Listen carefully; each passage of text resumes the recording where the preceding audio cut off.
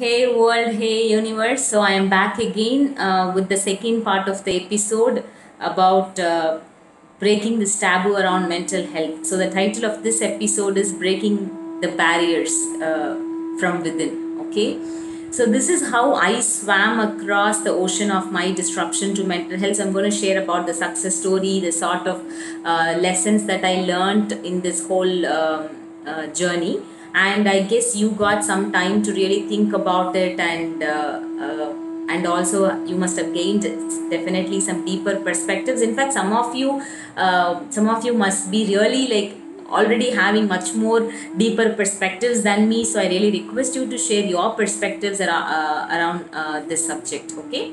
So this is how I swam across this whole ocean of emotional turbulence. First, I realized that there is never a time when everything and everybody will make me happy.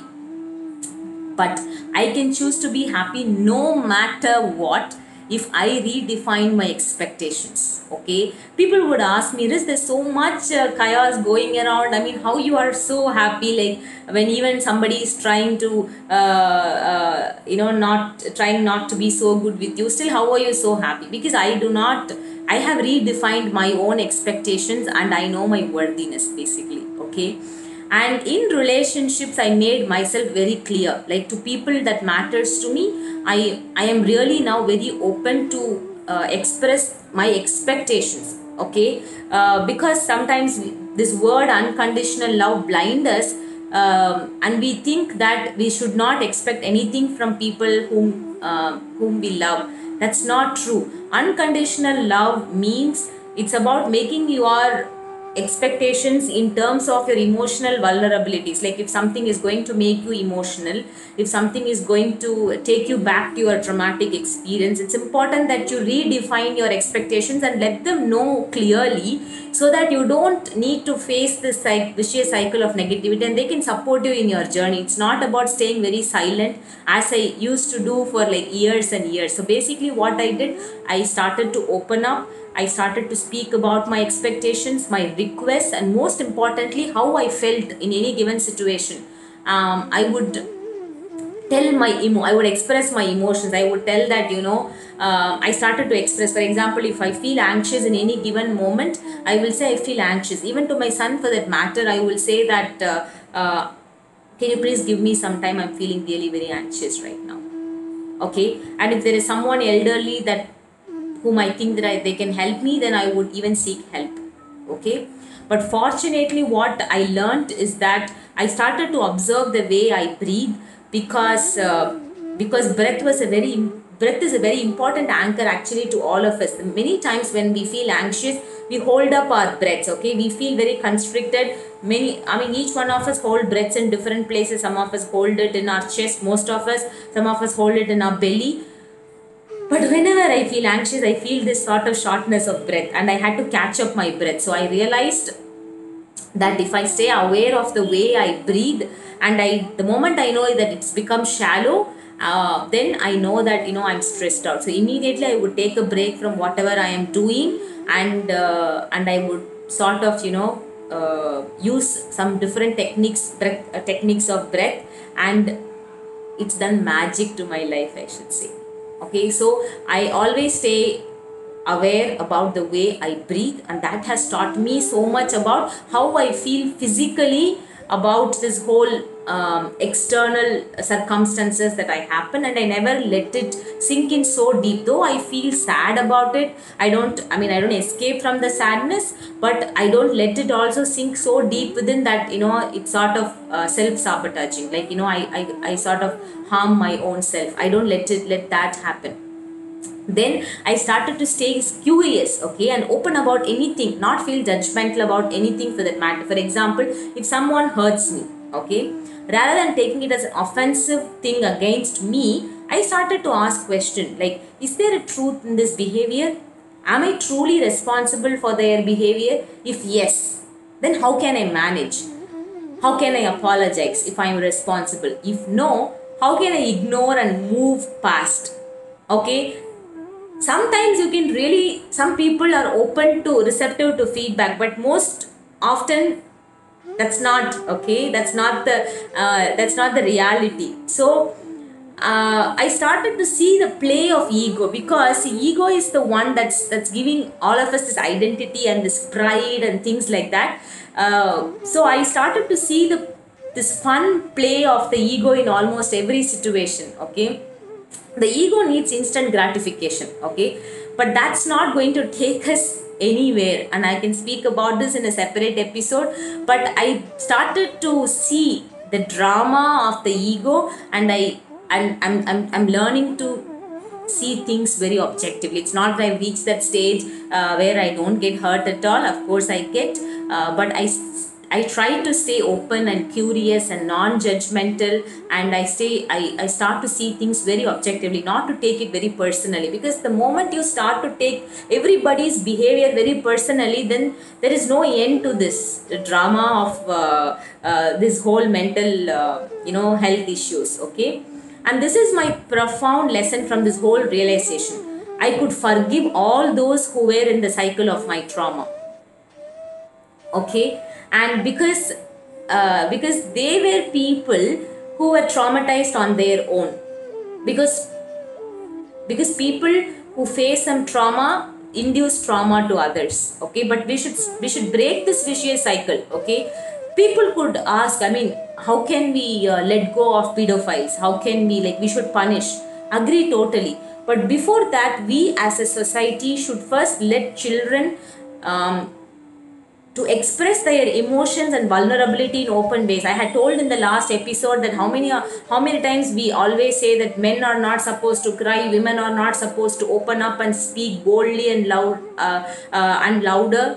First of all, we should come out of all these bullshit assumptions and let people express. I mean, beyond teaching good touch, bad touch, and all that stuff, we should first let children, be it any gender, open up and express the way that they feel, and we should learn to teach them to express their emotions. It's very, very important. Okay, you can listen to talks given by professional psychologists about how to learn to teach children to express their emotions, to express their vulnerability.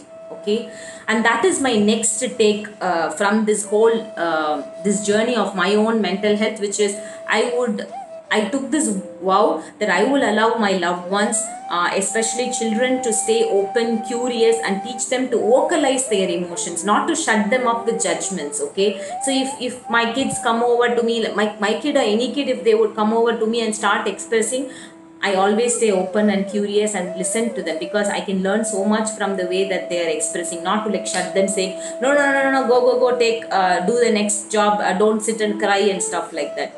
And we should start to not like completely move away, but give more importance to EQ, the emotional intelligence, rather than IQ, because emotional intelligence talks about the power of heart, kindness, compassion, and resilience. I mean, these, if a child is going to possess all these skills that all these emotional attributes that I spoke about, kindness, compassion, and resilience, they are all future leaders who can show the path for our country. I'm not demeaning the power of IQ here, but what I'm trying to tell you is that there needs to be a balance, there needs to be an awareness about the need for emotional intelligence, because most often as parents, we only focus on children getting marks and score coming first, but we rarely focus on this aspect of emotional intelligence. And all my experiences taught me one thing: the importance of deepening human connections. Like I told, I completely lacked trust and faith in relationships due to all the traumatic experiences, right? But I also realized that I'm not alone in this journey. There are many more with so much intense trauma, and how do I support them? They were close ones that supported me in this journey. So it's all about the perspective we take, and I truly believe in deepening connections and giving priority to humanity over anything and everything. The next is about my identity. I moved from this whole aspect of external validation, and my identity is my self-worth and humanity. I do not have an identity with my gender, my caste, my religion, my status, my power, my position, my wealth, etc., etc. And this is what I teach my kids, okay? No one can make me feel inferior or worthless, because I know my inherent worth. Okay, I use my faith because I have a strong belief and belief, faith, and trust in this infinite intelligence as an anchor of hope. Okay, and this keeps me protected in every step that I take. I know there is this infinite intelligence that is protecting me and that's helping me stay away from the external noise. But uh, you know, but as I told, my identity is my self-worth and humanity, and I do not hold any other identity, and that's what I teach my children as well.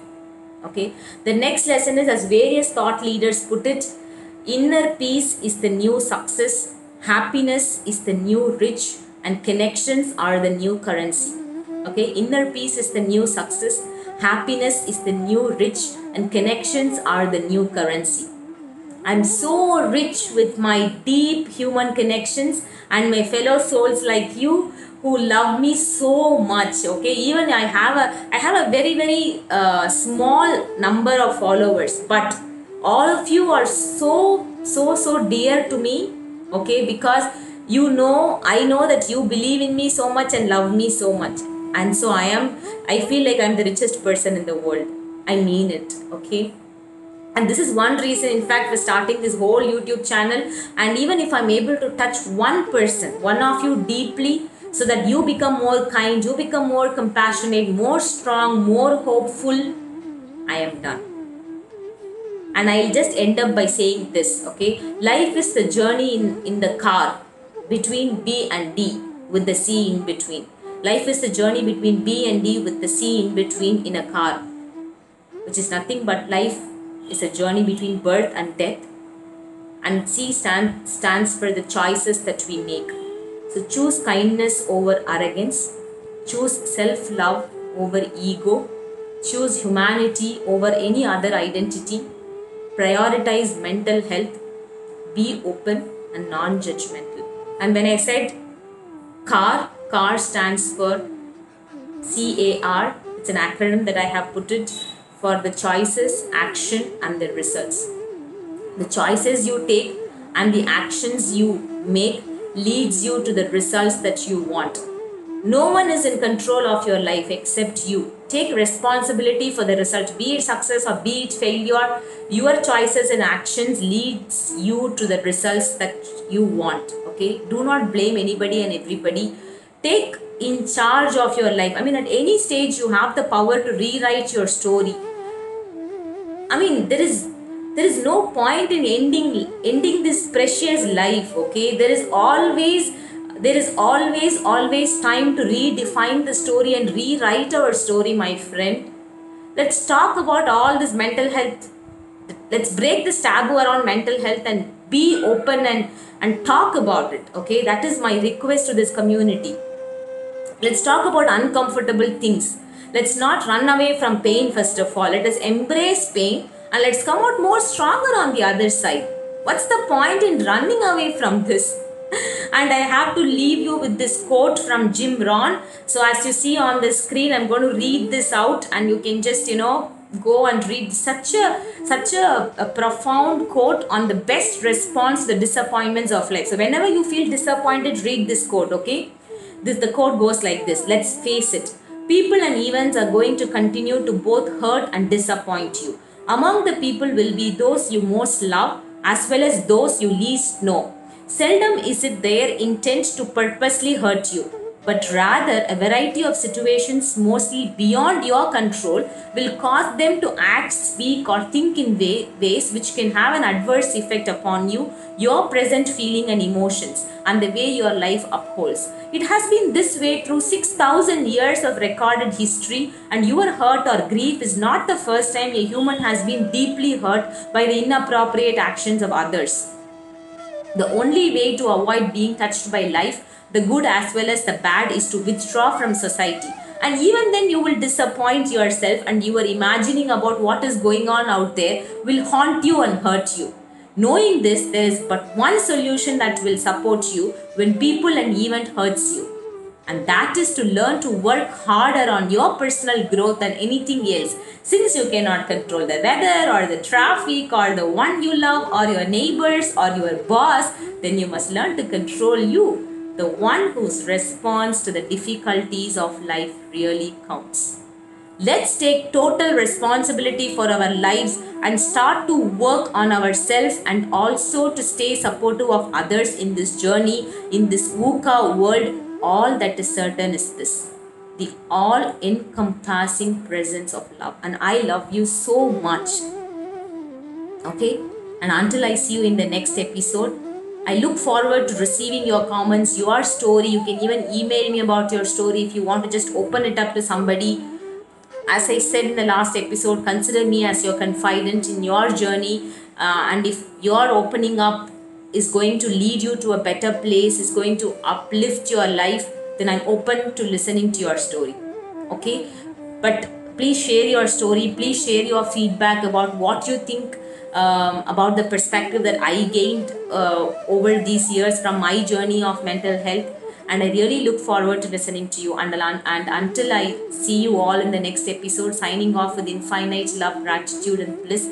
This is yours, Riz. Let the soul speak.